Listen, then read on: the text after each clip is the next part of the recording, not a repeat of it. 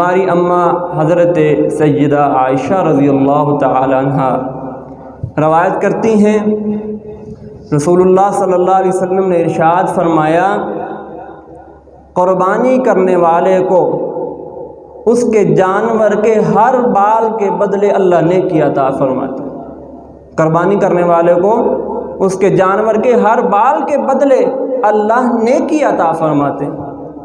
ایک اور احادیث میں آتا ہے، اس کا مفہوم ہے، رسول اللہ صلی اللہ علیہ وسلم نے ارشاد فرمایا کہ جانور کے جسم پر جتنے بال ہوتے ہیں اللہ اتنی نیکیاں عطا فرماتے ہیں۔ جس طرح جانور کے جسم کے بال نہیں گنے جا سکتے، جس طرح جانور کے جسم کے بال نہیں گنے جا سکتے، اسی طرح اللہ قربانی کرنے والے کے جانور پر بھی نیکیاں اتنی عطا فرماتے ہیں کہ گنی نہیں جا سکتے۔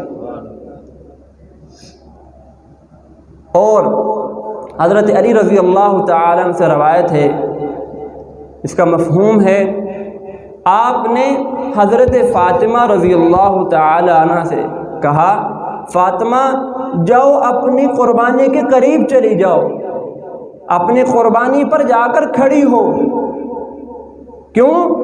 جیسے ہی قربانی کے جانور کے گلے پر چھری پھرے گی، جیسے ہی قربانی کے جانور کے گلے پر چھری پلے گی، جو ہی اس کا خون کا پہلا قطرہ زمین پر گرے گا، اللہ تیرے سارے گناہ معاف فرما دے۔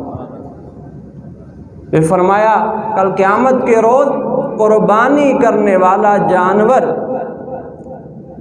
لایا جائے گا اور اسے 70 گنا وزنی کر کے اللہ اس کے نامہ اعمال میں ڈال دے گا۔ قیامت کے روز قربانی کرنے والا جانور لایا جائے گا، پھر اللہ اسے 70 گنا وزنی کر کے اللہ اس کے نامہ اعمال میں ڈال دے گا۔